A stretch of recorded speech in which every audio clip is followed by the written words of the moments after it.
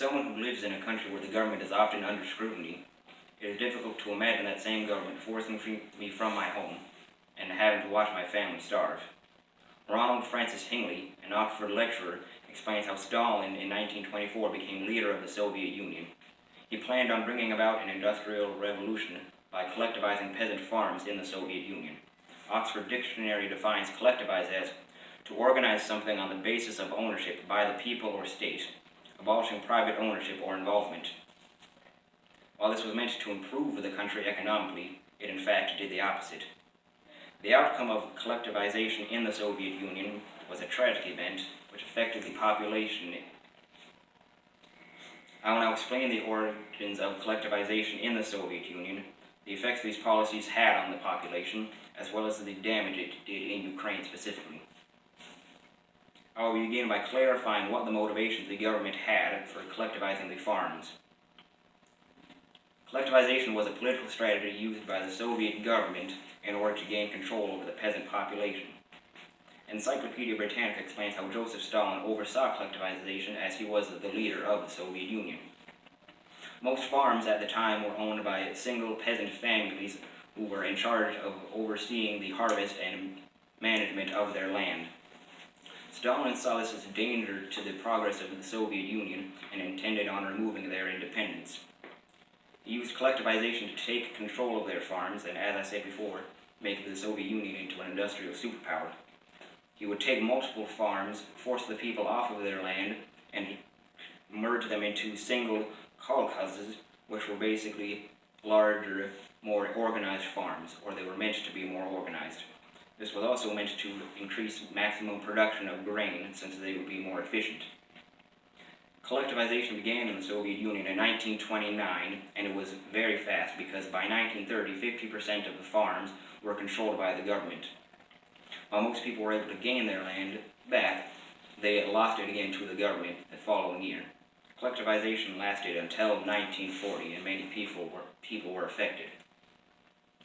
Now I will explain the social aspects of collectivization and how it affected the people. There were severe consequences for people who were forced off of their land in the Soviet Union. P.J. Kiger of History.com explains how thousands of people were forced to give up their land and homes and had to forfeit their grain harvests to the government. The government used this grain as exports, and they were able to sell it to foreign countries in order to gain income for the country.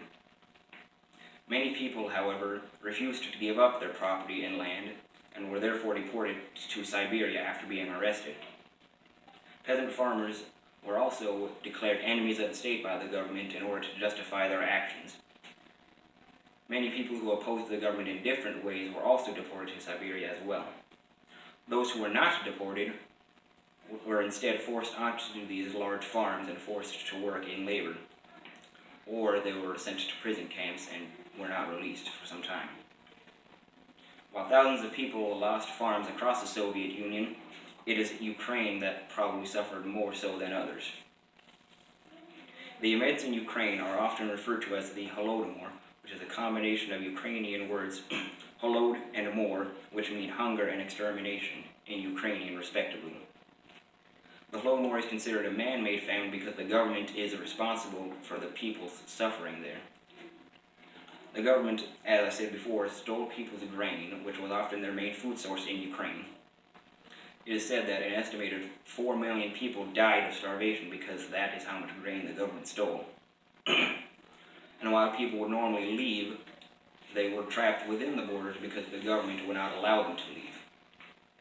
Instead, they were forced into prison camps known as gulags, or they were simply murdered by the police.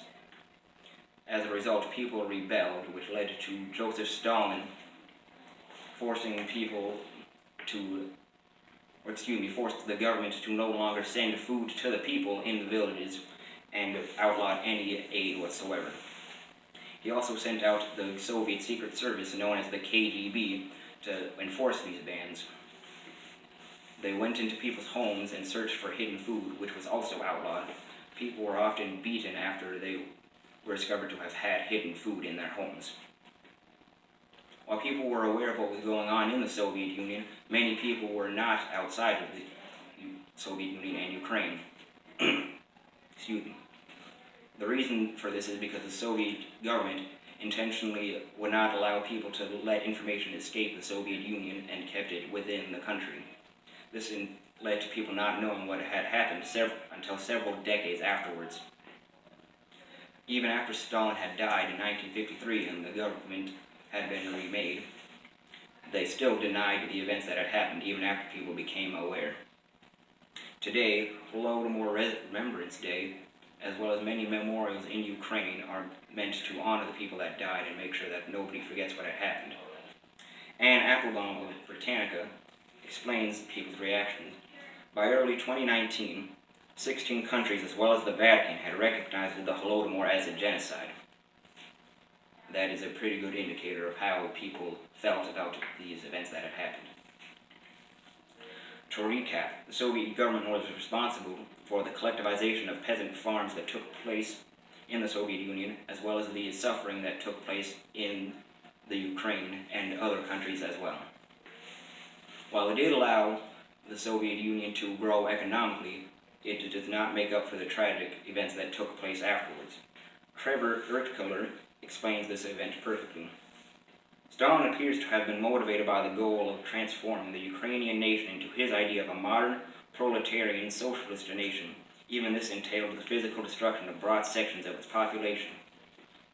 What happened was a tragic event, and it should not have happened, and while the government tried to hide it, it is small satisfaction knowing that the truth came out eventually.